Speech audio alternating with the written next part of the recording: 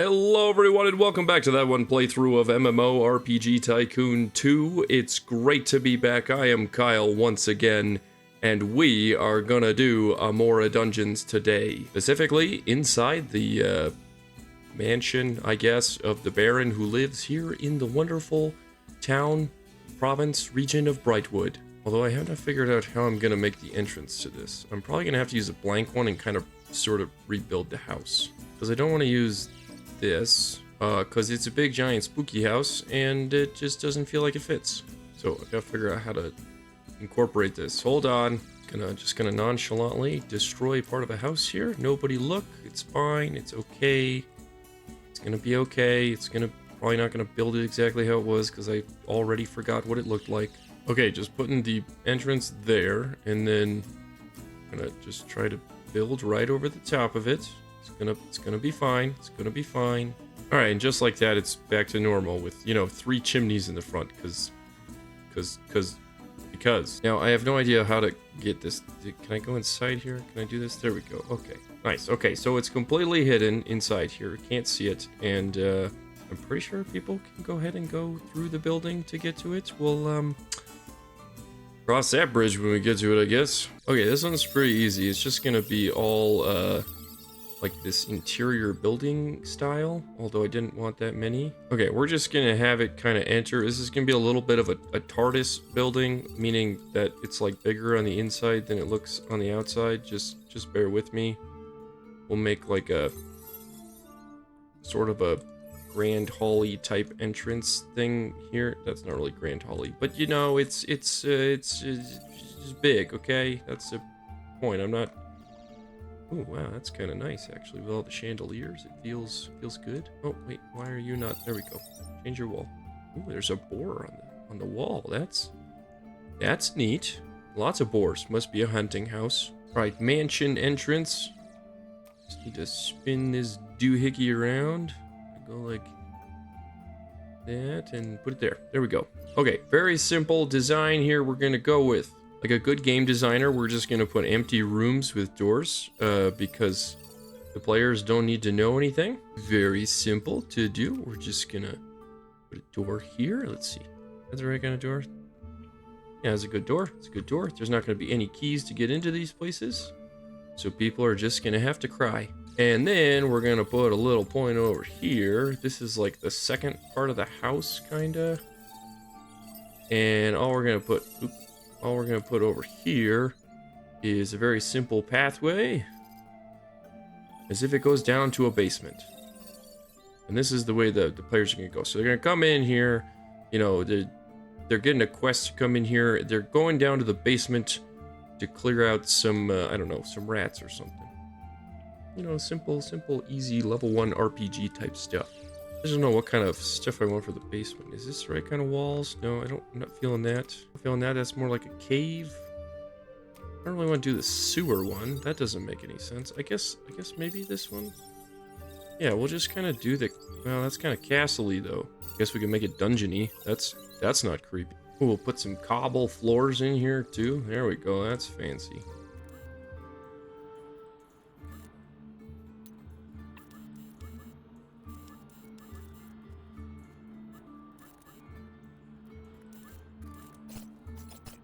Okay, I'm actually going to shrink this because I'm trying to fill it full of, you know, storage and stuff, and that would just be too big of a room.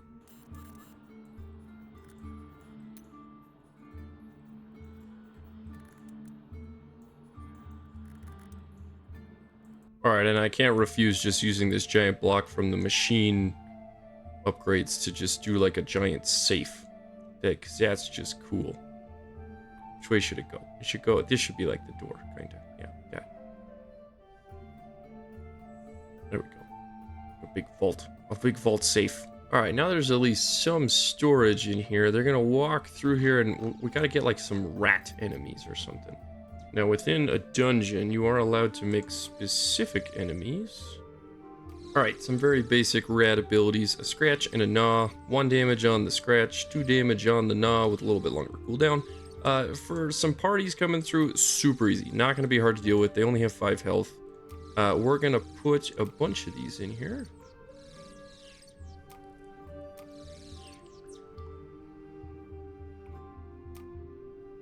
So we're just gonna put some. Oh, those are some giant rats, actually. We'll put a couple of giant rats in here, so you're gonna have to deal with the rat infestation. I think 4's good. That's 20 health in total. A party should be able to deal with this pretty easily. Let's do it a little. This will be a little bit of a swarm fight. See if they can handle a swarm. I like that. They're only level 1, so you know, throw another one in there. Who knows? But then for the next one, it's not gonna be blue marksman kitty cat. That doesn't make any sense. Now this is gonna be a rat 2. Only we'll change the colors. It's just gonna be one of them. We're gonna make it kind of greeny colored. Yeah, we'll go like that. That's pretty good. Yeah, the reason we're gonna put some green on this is because, well, it's gonna be a little bit of a plaguey rat. We're gonna make these crazy fast, so they're annoying. Full rage, no mana. Make them a little tankier. And we're just gonna call this Rotting Claws. We'll give it a bit more damage. Gonna make this really brutally damaging. 4 damage, 3 rage to get plenty of rage too. Gonna call it Infection. This shall be the Plague Rat. And we're just gonna put 1 here like this to kind of get the suspicion of the players. And then we'll have it lead into like a cave that the players just aren't aware of until they come down here and explore. And the big bad bossaroni is gonna be like a queen plague rat. Maybe not a queen. We've already used queens. We don't need more queens. Actually, I'm just gonna use this like dino thing that looks like it's, you know, Godzilla. We'll just add a rat head to it because that's hilarious. Monster rat. Oh yeah, now we're talking. Now we're talking. And because I'm uncreative, this will just be a demon rat. And it's gonna be really fast because that's terrifying. All right, we're gonna give it a nice easy strike attack. All right, Toxic Presence is gonna deal 3 damage in a large area. Actually, I want this to be damage over time. I want to make it spicy. Good amount of damage over time. Yes. It's 1 damage per second. How about that? 1 damage per second if you're anywhere near where it hits with a large area of effect. Melee range, lower cooldown. Let's see, it lasts 8 seconds. So let's do 10. That way there's a little bit of downtime for it. It's not overwhelming, but still sucks. And this last one's going to be just Noxious Death, because I want this to be like the last phase, essentially, of the boss. And it'll just be more area of effect, actually. This one will be worse. It'll be like 2 damage. Let's do 2 damage every second for longer. So that's going to have to be 40 damage. But they can only do it every 30 seconds. And then actually make this like crazy high. 15 rage. Here we go. A really high cast cost, damage, and cooldown. And this is only going to be available in the last phase. So we're going to create a phase. This one's going to have just maybe no effects. This one's going to have like a poisony effect. Health here. 20. Health here. 30. And this one can do strike and toxic presence. Strike. This one's gonna go Noxious Death. Just drop it first. And then just gonna keep kind of doing some frenzy strikes. And now we shall have the Demon Rat. He is glorious, and he shall consume your soul, or at least poison you. Oh my gosh, he's terrifying. Okay, we're gonna go ahead and open this dungeon. Waiting for players. Why is it staring at some stalactites or stalagmites? Oh, there's the safe, surrounded by rats. Not that that's an important feature within this. Ooh, spooky entrance door. Okay, I don't really want to look at stuff like that. Ooh, that's cool. It kind of added a weird outside-y section. Interesting. Yay, we've got our first group. It's got 2 fighters. It's got a wizard who has a hammer for some strange reason, and a wonderful little techno gnome. I have no idea what level these guys are. It looks like one of them, two of them might be level. One of the fighters is level 2. Actually, both fighters I think are level 2. Actually, the wizard might be level 2 also. I don't know how much health does a wizard have? Do they have 6? So level 2 would be 12. No, it'd be 50% increase. So yeah, 8 to 12. 8 to 12. So he's a level 2 wizard as well. Although the gnome might be level 1, so they're going to be a little lackluster on healing. Let's see how they handle this first group of rats. They're going to get swarmed here pretty badly. Okay. Oh, nice area of effect on the wizard. Oh, but the rat has gone towards... Okay, all right. They kited that one away. They're going to go in now for another group of them. Oh, they're splitting the party. They're splitting the party. This is not good. That fighter's going to take it on with 2 rats. Oh, the wizard's fireball was very effective there. I can't see anything because the camera angle sucks. There we go. Oh, they got that one. And helping the last fighter take care of the last rat. Looks like it went down easily. But one more rat. Fighter going in. Wizard blows it up. Hopefully these guys don't spankaroni my big rat demon. See how they handle the basic like rat. He is... Oh, he does a good chunk of damage on one guy. I could probably increase the damage on all these monsters. Alright, we're going to head into the depths of the cave now to find their demise. As the greatest game developer of all time, clearly made the boss hard enough, and we're about to find that out. Don't you worry. Any day now, this is taking a while for them to walk all the way in here. It's a little bit annoying. Oh, here we go. Fighting the... Oh my gosh, that thing is ginormous compared to them. Alright, come on, dude. Let's see how he does. I can't tell how much health he has. This is a little upsetting. Oh, he's doing some good area effect damage. He's going after the wizard, which is bad for this party. Because let's be honest, they want the fighters to be doing the tanking. Why am I staring at the gnome? I want to see what's going on. Oh, they stunned him. That was good. Oh, one of them's dead. I think it killed the wizard. Oh my gosh, there's got 2 of them. Oh my gosh, this thing is going to destroy them. This thing is going to wreck them. The party is getting just absolutely massacred. Oh, they got it. Okay. Wow. Oh, the poison is still affecting. The damage over time is going to kill him, I think. I don't know if they can out-heal it. Oh, they're trying to drink potions, I think, to keep themselves alive. Oh, you poor, poor things. Yeah, that 2 damage a second on phase 2. Oh, that's awesome. Actually, I'm really happy about that because it went after the wizard. They didn't have anybody who could taunt or tank it, and they didn't have enough stuns. The fighters here actually should have been trying to use their shields to stun it in those regards, but no one could taunt it. I should probably add a taunt to the fighters. That's not a bad little upgrade for them. Well, anyways, that was cool. I'm glad some people died in a dungeon. I mean, sucks for them and all, but yeah, that's a thing that just happened. Okay.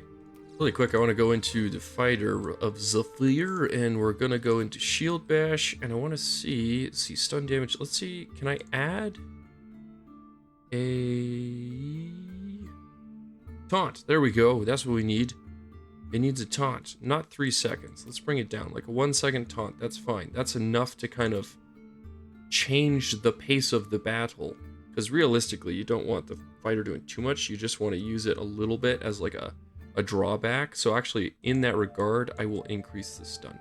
Actually, because it's a stun, should I not go 1.1? That way they stun them, but then they're still taunted after the stun. That's good. And then does this guy have a taunt? You should have a taunt. Divine Hammer, is that a taunt? Stun. I thought I put a taunt on you somewhere. Let's do this. Let's add a short taunt on here. 0.1 taunt, but I think at that point, once they're taunted, they might just continuously attack that guy anyways, so... Alright, well that helps, I think. Alright, we'll go ahead and exit out of here, because I think that's pretty good. That was a lot of fun to watch, actually.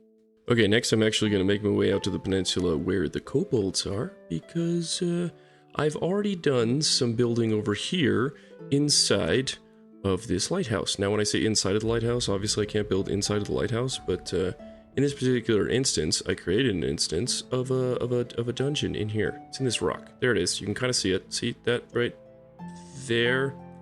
This thing? Nope, that's a stone. There we go. Got it. Okay. Let's go ahead and go inside. Now, let's keep in mind that the lighthouse enters in. It's got a little bit of a room. We're just going to imagine there's kind of a spirally staircase that goes up to the top, and that's the overall design of a lighthouse, right? Okay, nothing crazy to it. Okay, so inside here, and like I said, I've already constructed this. It should be active. Yeah, there's 2 instances currently going.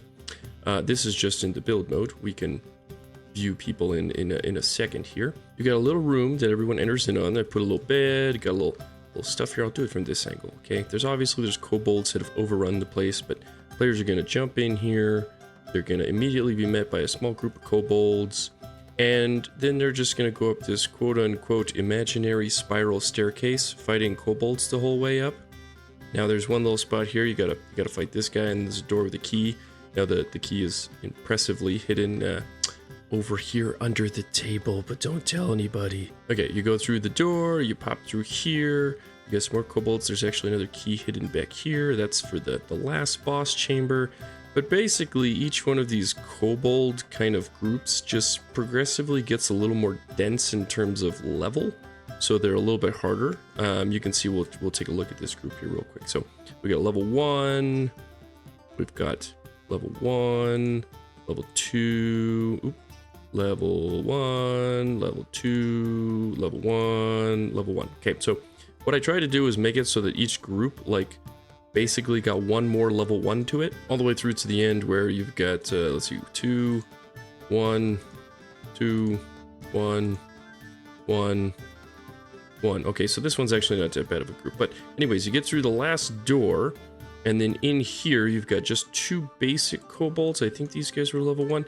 And then you have to take on a guy that's kind of hidden inside here. But this is a giant kobold. And, oh, I don't want to multi-select. Thank you. Thank you. We're just going to move you so everyone can see. We're going to pause the game. This, my good friends, is apparently Smallbone the Vicious, but he is a dark kobold warlock.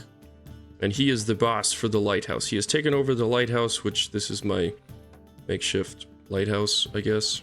So anyways, there's a giant glowy torch thing in here. Just go with it, okay? Just go with it. There's not really a way to make like an outdoor section in a dungeon, so this is what we're working with. Okay, now in here, I didn't make any like signature monsters for here, but I did make the boss. The kobolds are just the normal kobolds that are outside, so they're nothing particularly special. However, our boss is a dark kobold warlock.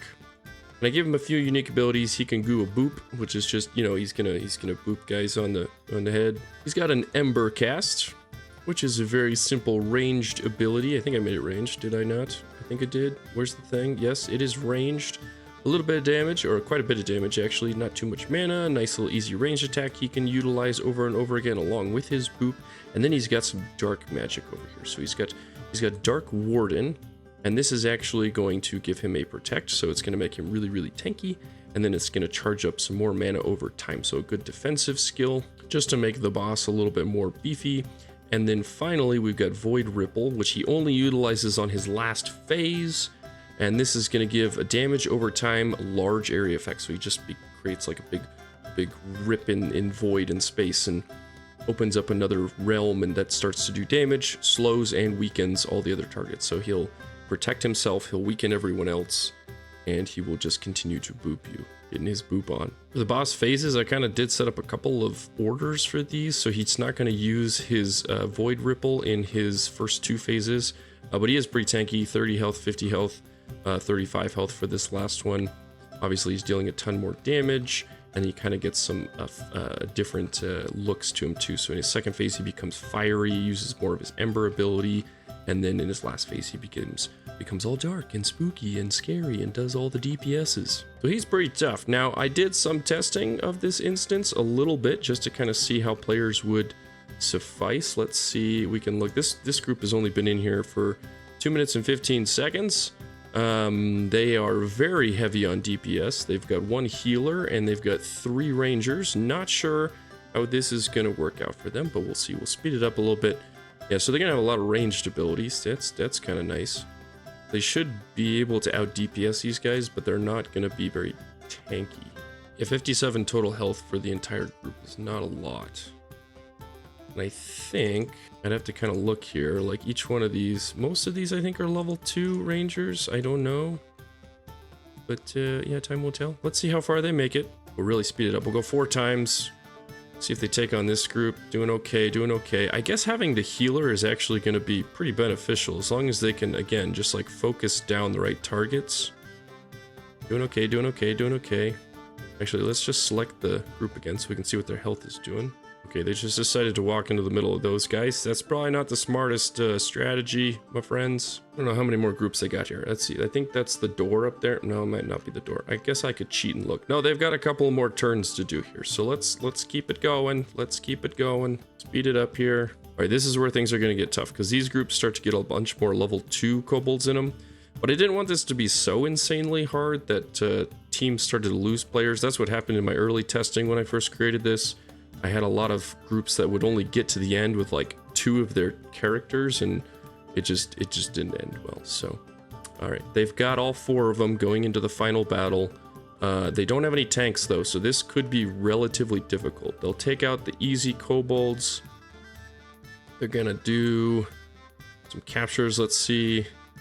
First phase is gone, but I think they've already lost. No, they've got all 4 still. They're kiting fairly well, actually. Oh, my game has decided now is the perfect time in order to do a save game. I want to pause it real quick because you can see his fiery effects. He's in his fire phase. It's pretty cool. It's pretty cool.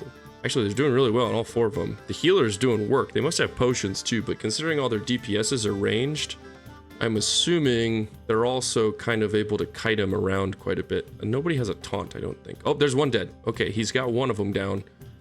Let's see. Let's see. He's in his last phase, but this is where he gets really tanky and really powerful. Yep, there's 2 down. Let's see if these last 2 guys can polish him off.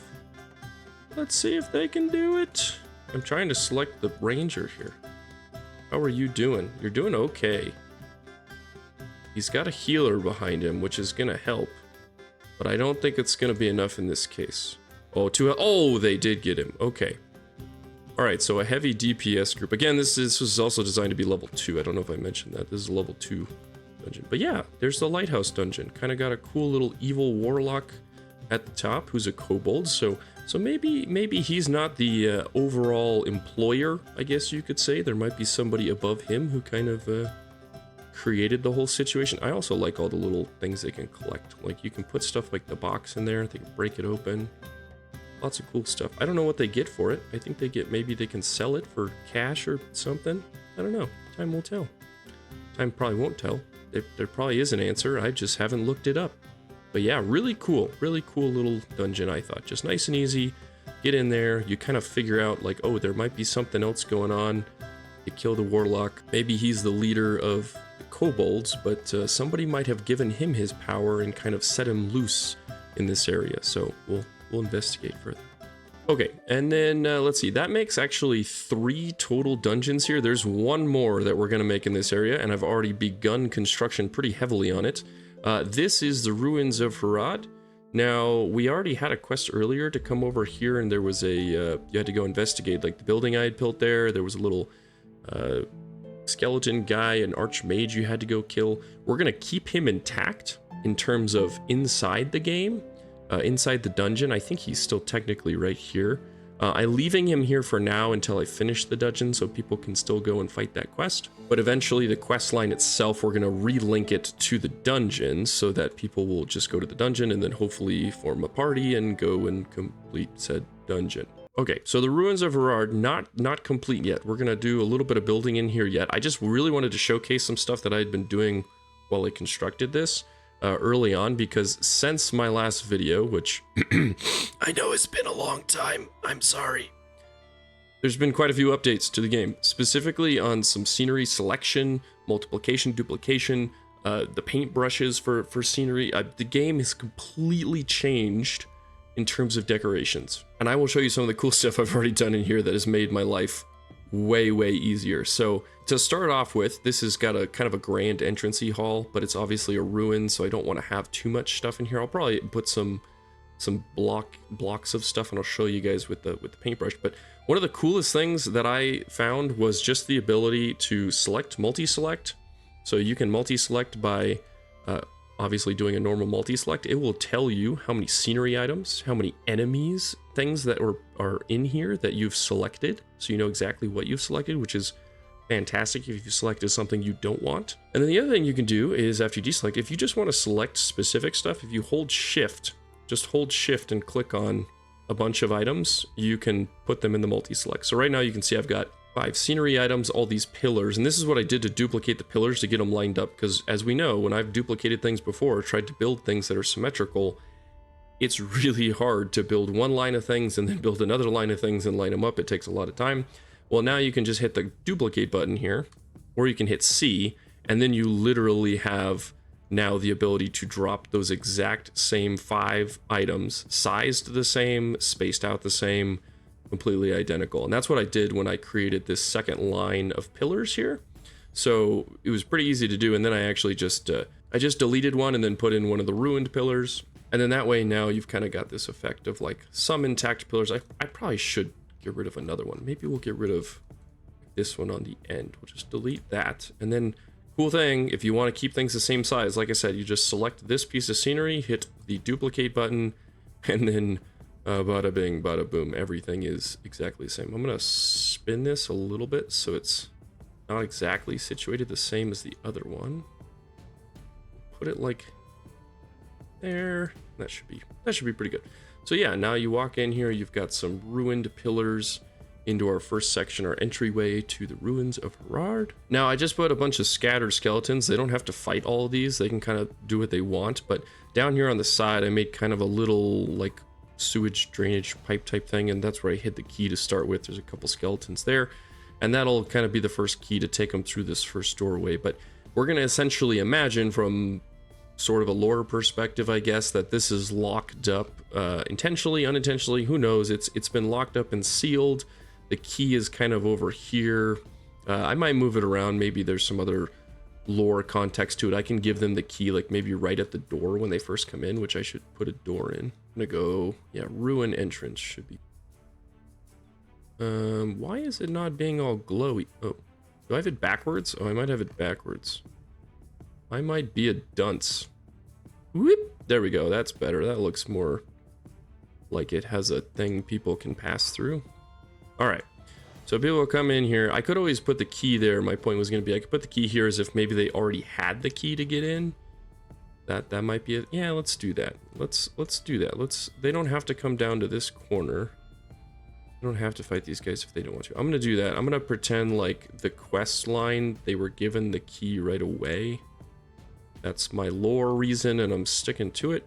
That way we can say the key wasn't actually in here and everything's been trapped inside, and it has sealed the dead within these walls. So you'll have to take on a little bit of an elite skeleton. So this is actually the same type of skeleton that's outside the main entrance there. And then, yeah, so what I originally wanted to do was I wanted to create multiple doors, like they could choose which door to go through, but the problem is you can't assign keys to a particular door.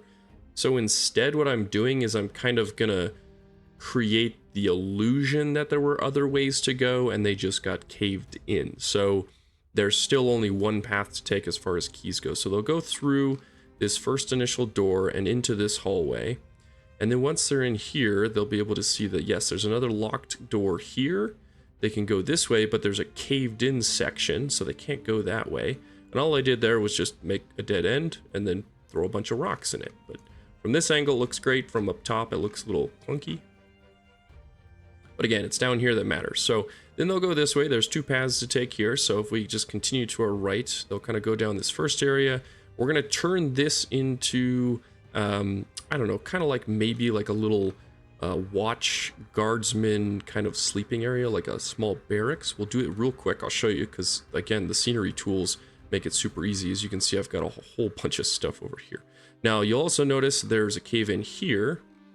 And that leads to this area over here where there's also, you know, the rest of the cave-in. So we're creating the illusion that, again, you have to kind of be funneled in a certain area. Now, here's where the scenery tools get really cool. So previously, you would have had to kind of just like build each one of these backed up kind of caved in areas. Now, if you just literally use the multi-select box, select all those, okay? Tells you what you have in there. Go duplicate. And I'm just going to take this literally over here, rotate it. Throw it in this pocket, and then just like that, you've created another caved in area.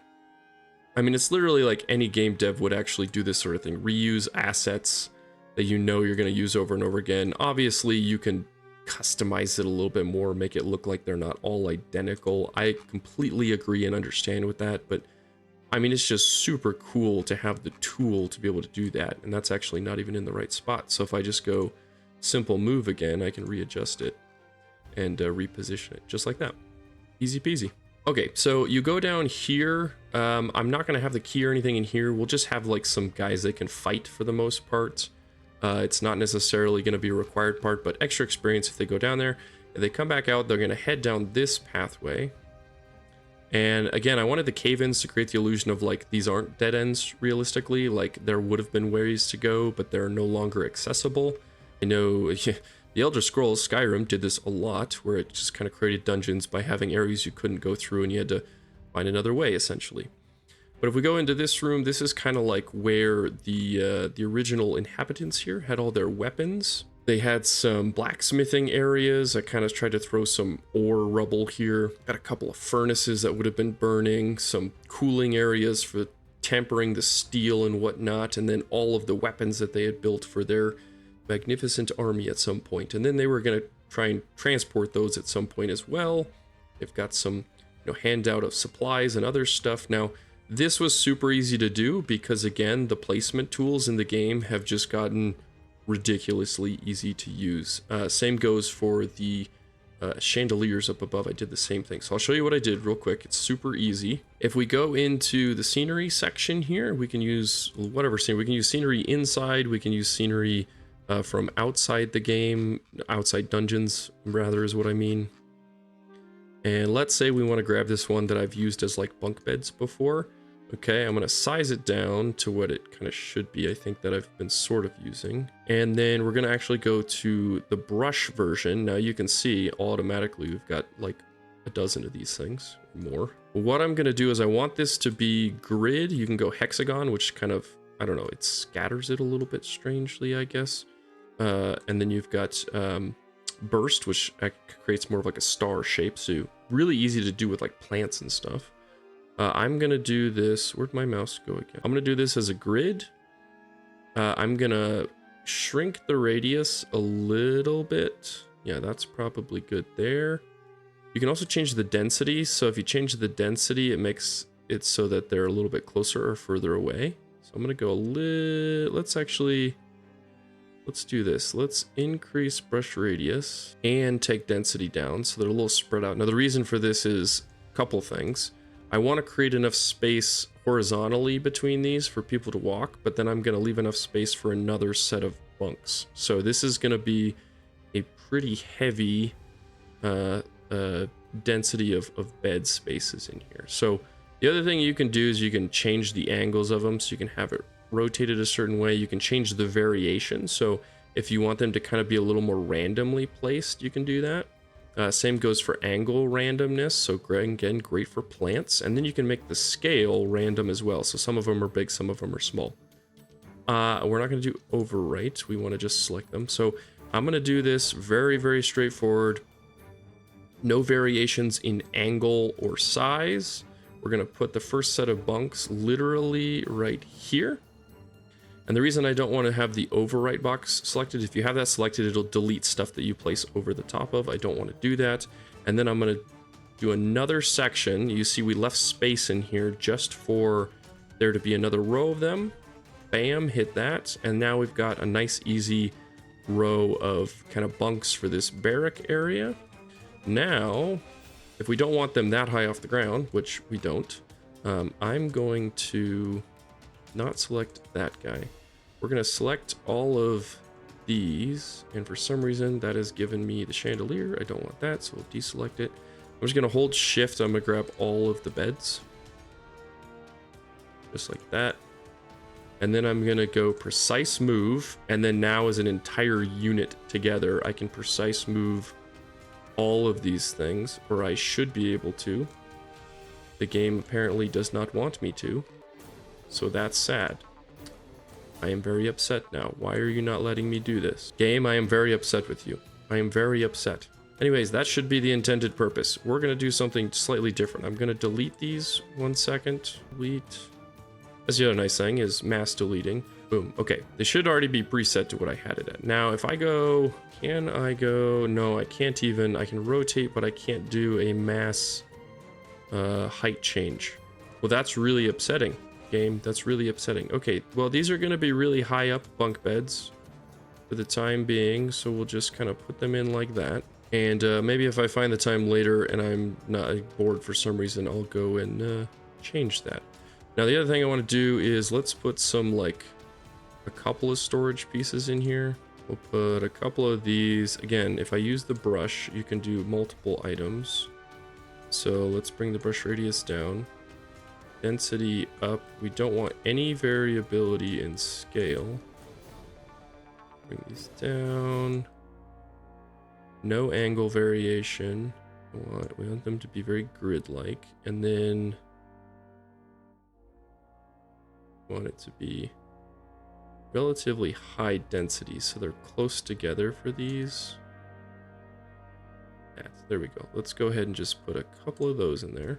We'll do the same thing with some boxes. We'll get them nice and organized. Let's go density really high. Oh, this would be cool. Yeah, you could totally just go place these. Let's see. If I go like this, and then I go brush radius down, should get rid of a bunch of them. Oh, I want to put it on top. That's what I want to be able to do. I can't put them on top now. Okay, hold on. If I put that there, and then I bring the brush radius down again. That. Let's see if this works. Let's see if this works. If I just select these ones, and I go move. Yeah, I can't put them on top. Okay, so that's something that I would really like to have happen, because if I go, no, cancel. If I select one item and I just do simple move, I'm able to do place on objects, and then I could put it on top. I can't do that right now.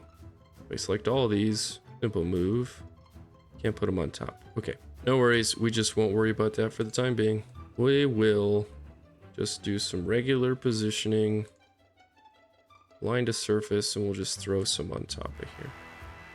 And then what we'll do is if we go into the layout and then we go into the treasures section, there is a box treasure. You can put kind of like over here, so it's kind of hidden behind there, right? And that would be one of the ones the players can actually break open and find stuff inside, which is cool. All right, the last thing I want to do in here is just a couple of like tables. Nothing fancy, because we want them to be a little scattered and busted. So let's do a big-ish radius. Now we'll play around with some variation here. So we'll change the angles. No, angles fine. We'll create angle variations. Go like that.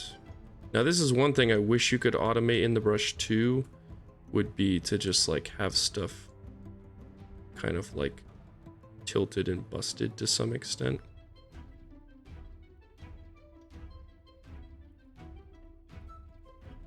Okay, so as you can see, like obviously this has created some weird symmetries where like it almost feels like there's quadrants in this room. It's like, oh, I put these here, these here, these here, these here.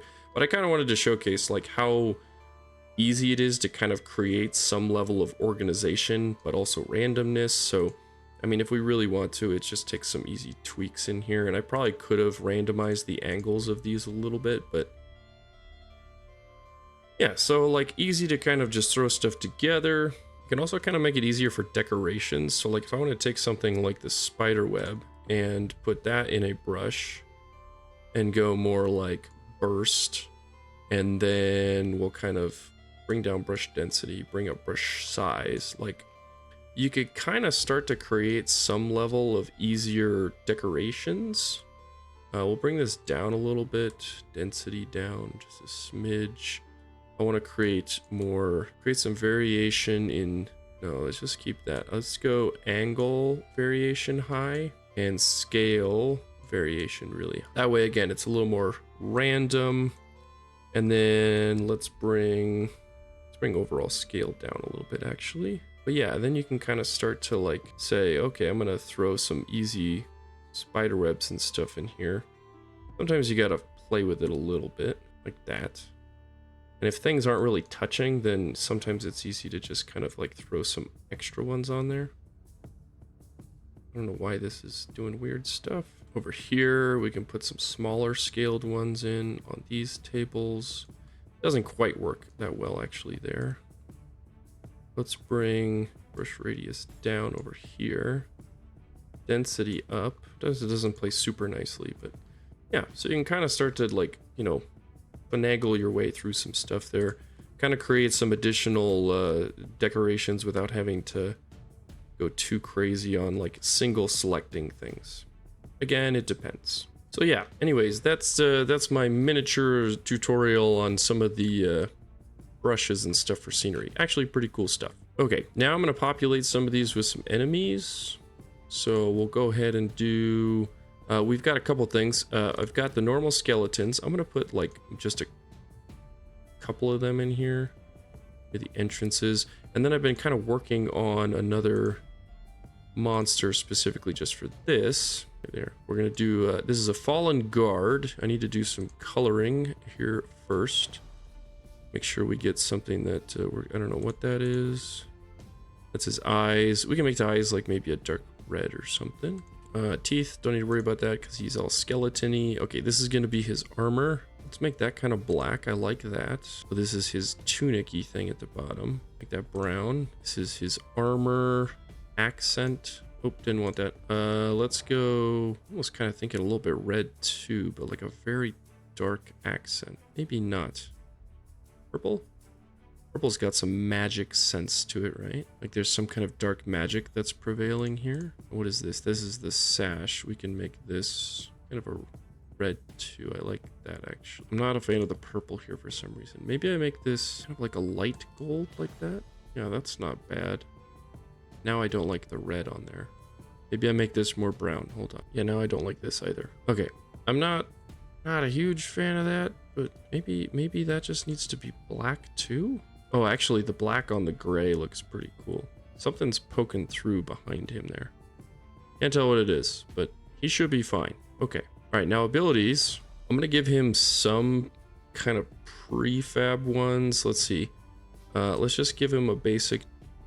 No, that's Dagger Strike. That's the one. Let's see. Focus. Ice Shard. Let's just give him Strike. Let's put that in there. Excuse me. I like that there. What does Medikit do? That's a pretty big heal. Make it 4, but that, yeah, that'd be good. Let's do 1 second cast time with a 10 second. Actually, bring that back up. So he can do a good, nice big heal, but can't do it super often. So let's bring that in. Usually could be level 2, so let's just delete one of these. I want to give him something magical. Is this the shield bash that... Ooh, this has a stun. Yeah, let's do this. I like that. I know it's pretty simplistic. Place that. There we go. So he's kind of a guard. He's a skeleton that's going to do more like melee and healing on himself, but he's got a stun too. I like that. Okay, and we're going to give him... Yeah, this is a dungeon, so I can make these guys kind of tough. Give him, what are these using? That's mana, rage. Okay, let's give him both then. That's fine. We'll just kind of even them out.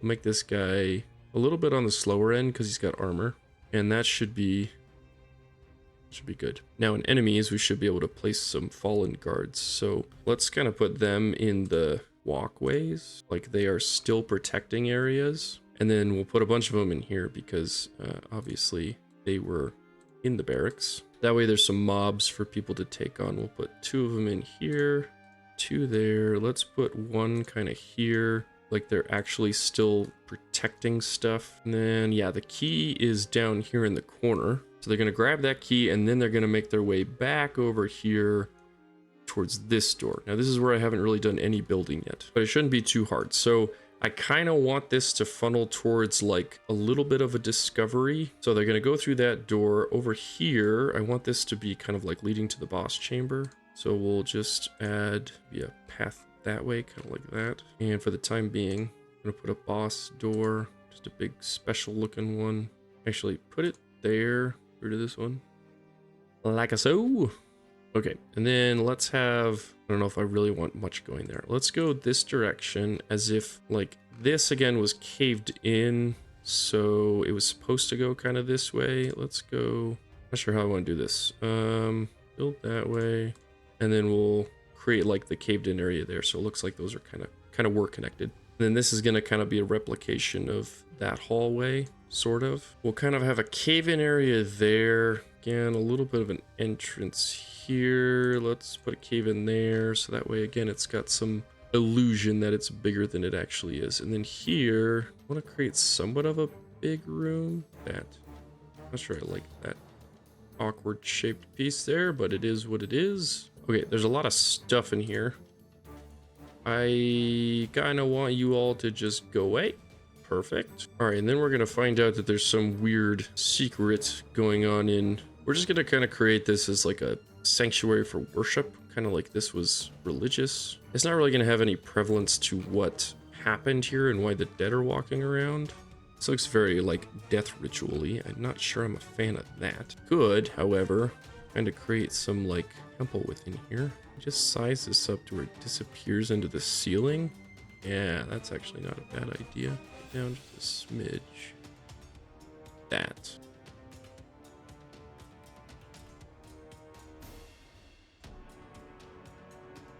Okay, so here's where we can get kind of cool with this. Kind of line those up like so. Select, and then I have to hit C. Duplicate. So I can get the next pair there. And I can go boom, duplicate. No, I said duplicate. I want C. There we go. Kind of go like that. Those are not spaced out quite accurately. It's okay because I can just select and then go simple move and shift them like a so. And then I can take these two and I can also just go a simple move. And it looks pretty dang good. Now, if I did like cues, no, these don't really look like good benches. What about these ones? I guess those are acceptable considering this is a ruin. Okay, if I do brush radius, brush density, no variation, angle variation, none. Okay, yeah, now we're getting into this. There we go.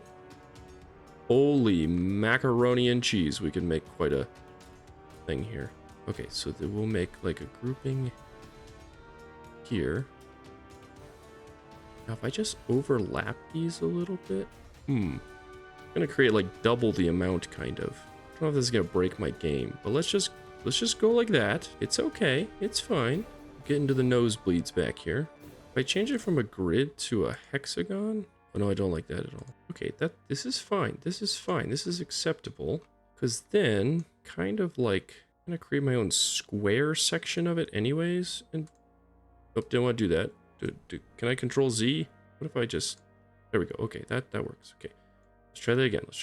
Select kind of a square. No, I want that. Duplicate. Yeah. Then I could go... Just gotta keep doing that. Look at that. Or I could do rows too, I guess. Like if I just said, okay, I'll just grab that. Yeah, then I could just duplicate the row. I mean, this is like seeding beyond belief right now. Because then I could go like this. Oh yeah, that makes life way easier. Look at this. Nope, didn't want the one back there. Oh my gosh, my life is coming back to me now. I can finally play this game and decorate without feeling like there's no time in the world. This is the greatest tool ever. And then like if I feel like it's too dense, I could just be like, no, I want to get rid of these, right? I can just boop. Yeah, I can get rid of some extras so that there's some aisle walkway space. And maybe this is like, you know, I don't know, handicap. We'll fill it in a little bit though, not to be lazy. 3 more here. Boom. Okay, that wasn't quite lined up. Okay, now I could be extra crazy.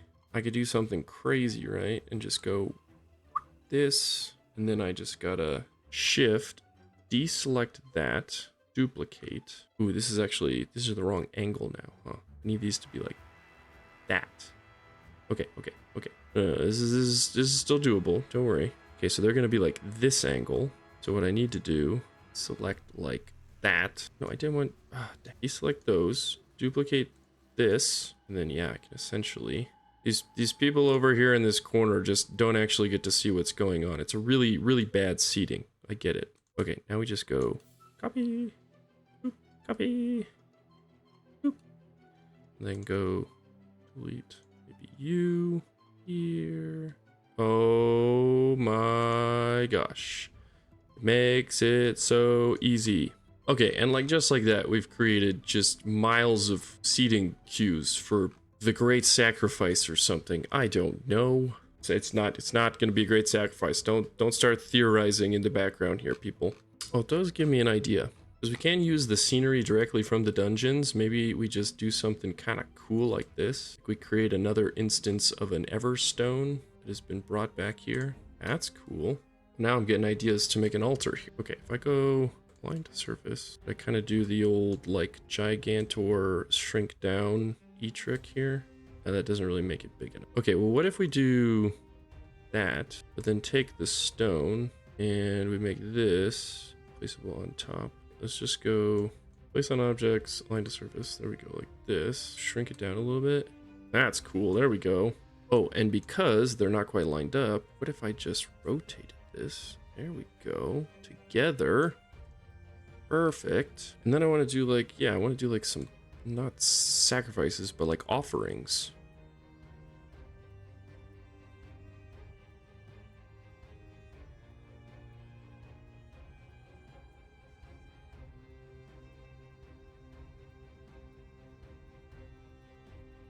That's not bad. And then we can also add, just in the dungeon stuff, we can add some treasure in here too. So let's do like one box kind of in the back that hasn't been broken yet. They can bust that open. I had like a secret scrolly book here. Do that. And then we need to put a boss key. Let's not forget to do the boss key. Put that next to here. And then we'll kind of make this heavily protected. So we'll take these fallen guards as if they're still protecting the altar. And then I want to make one kind of like another skeleton type guy, but I'm going to take the thief one, but we're going to change it to skeleton. We're going to make this kind of like a warlocky type person as well. Give them a curse ability. We're going to make this not cost anything, but we'll put a longer cooldown on it. And it's just going to be damage over time. 3 damage over, let's see. Do 5 seconds, but let's make this actually do 8 seconds, 10-second cooldown, 4 damage. Actually, just do 8 damage. Screw it. Make it a pain in the butt. I like the image that's on there, so I'm gonna make this a chain lightning. And the way I'm gonna make that viable is we're gonna go large area. This will take mana, and we'll just do 4, and that'll be missile range. Just take a good chunk of mana.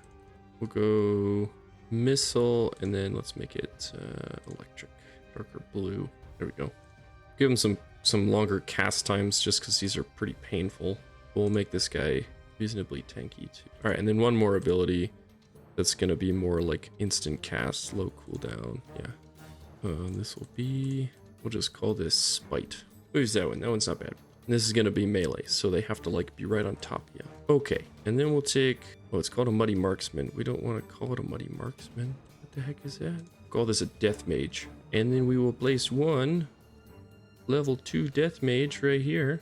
I also think I need to change the scaling on these because I'm pretty certain these are all going to be shorter than all of my other characters.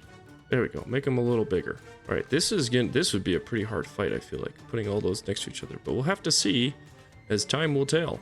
I'm actually going to, let's move a couple of these guys. Move him down here. No, where are you going? All right, and then to quickly kind of take care of all these spots where we have dead ends, we're just gonna duplicate these bad boys again. Throw that in there. Down here a little further. I don't want this. Yeah, that makes life so much easier to just copy and paste.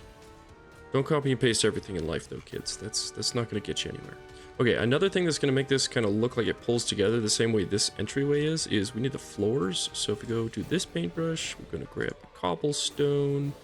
We'll increase our brush size so we could just... Oh wait, that actually makes giant cobbles. I did not know that's how that worked. Well, that's it. I like the giant cobbles. Okay, we'll just giant cobble it up then. Giant cobblestones. Giant cobblestones. There we go. Okay, very cool. Brings it together a little bit. Okay, so they get the boss key, and then they're gonna have to head all the way back over yonder. Let's add a few guards in here. Said guards. Oh, the game is saving again. Boop, boop, boop. Just pretend like these guys are still guarding pathways that no longer exist. Boop, boop, boop, boop, boop. All right, and then we're gonna create just a little bit of a turn here, and then yeah, we're just gonna go full-blown boss chamber mode. A little too dense with the scenery again. I don't know why. I think I have this set too high over here. We default colors. What is... Oh my gosh, I can change the colors? What the heck? I didn't know that was a thing. Default colors, there we go. Wow, that's so cool. I didn't know I could do that. Okay, I'm gonna get rid of all the scenery again. Cobble it up again. All right, and this is kind of the harder-ish part, is we got to actually make our boss, and we want it to be kind of cool. Actually, that's not far off from what I wanted, although I didn't want the abomination. I wanted to start off with the undead model. Going to... Yeah, that's definitely what I want, and I like the size difference. We're gonna take this up like it's levitating, scale it down maybe slightly. I take bone scale, there we go. I want this guy to be gigantic. Okay, so I want this guy to be a spooky mage with a levitating crown above his head that is zombified, and this is gonna be our archmage. We're gonna have a couple of boss phases. The first one, we'll make it kind of beefy. This is main questline type stuff, and we need to have some solid abilities in here. Okay, so I'm going to give him a bunch of the base abilities that the wizard has, so it kind of feels like you're fighting against something familiar, but this will obviously be a pain in the booty too, and I'm going to buff some of these. It's like Fireball, we're going to go, yeah, missile range is fine, large area. It's going to deal more upfront damage and more damage over time. We'll let him do it with slightly less mana too. This is going to be brutal. And then as far as Spark goes, do 2 damage, and it's going to siphon mana, so that'll be a primary attack. Fireball I just did. Mage Armor, attack for 65%. Let's bring that up to 75%. It's going to last, let's see, 8 seconds. Charges mana, costs mana, bring this up a little bit. That's good. So that'll give a 2-second period where he's going to be relatively weak. Let's get rid of these. And then we'll add in some dark magic. So we're going to have the Void Ripple on here too. This is going to be a little bit stronger. Be sniper range. Again, it had a weaken. We'll make it not too high. 5 seconds. Bring this to 5. So they just changed the location of it. Have this drain mana over time too. Mana users are going to have a really hard time in here. Okay. Now for this, we're going to try and just make sure that they dump everything. All right, and the game is telling me this guy can't fight. Why can't they fight? Is it because I need something that doesn't take mana? This doesn't take mana. What are you talking about? Should be fine. Okay, so I don't want him to be super tanky the first round, but then we'll make his next round be where he starts dumping some mage armors. Okay, so I'm going to leave him with just the 2 phases because I feel like that's going to be beefy enough. Oh, that is terrifyingly large. Holy moly, I love it. Oh, that is so cool. The effect, he's like hovering on top of it. Oh, that is just freaking cool. Okay, and I already have an idea now. He's gonna be surrounded by like corrupted stones.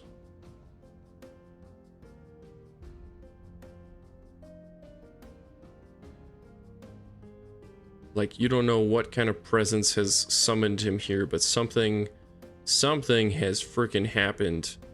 And this dude is now your biggest priority. Then the other cool thing I guess I could do is I could technically put some treasures in here. We can actually just quickly make like a little study area, like some dark wizard lived here and had just gone too far. Yeah, and this will give me a good reason to add more treasures in here. Chest back here. There we go. Maybe a little amulet. Perfect. Okay. I think that's pretty dang good. That's probably what is the most extensive dungeon I made so far. I probably could do some more decorating, and I think exploring kind of more with what I can do with the paintbrushes is going to help. But I think that, I mean, the tools they've put in the game thus far are awesome and have really sped up the process. I mean, I couldn't do a lot of this originally at that pace, especially stuff like this. So I'm pretty pumped and excited to see what else comes with the game. I know there's a bunch more scenery I need to check out too, but I think I'm gonna have to save that for another video. I am gonna kind of actually go ahead and just enable this. So we're gonna make this go live. It's gonna wait for players, and I think I'll just let this sit for a bit. You know, if you want to continue watching some players play the game, they'll pop in here momentarily. I'll let you guys kind of just check it out. I might commentate a little bit, but I'm glad to be back. I'm happy to be back. I'm glad that we got the dungeons updates and all these additional scenery type things. Obviously, a lot of fun. A lot of things will change as I go into developing other regions. Things should speed up considerably, which I'm super excited about as well. But hopefully you guys are looking forward to a few more videos coming up in the future. and not so much of a gap in between. I know I am, and I hope that I can provide that for you. But until next time, I'm Kyle. This has been That One Playthrough, and I hope to see you in the next episode of MMORPG Tycoon 2. Have a good one. Bye. And if you enjoyed this video, we'd love it if you leave a like. It really supports the channel. If you'd like to see more from us here at That One Playthrough, go ahead and subscribe. We'd love to have you along for the journey. And if you didn't know, we do have a little Patreon. If you'd like to join the Patreon and be like one of these many supporters you see on screen here today, there's a link in the description down below. Until next time, have a wonderful day.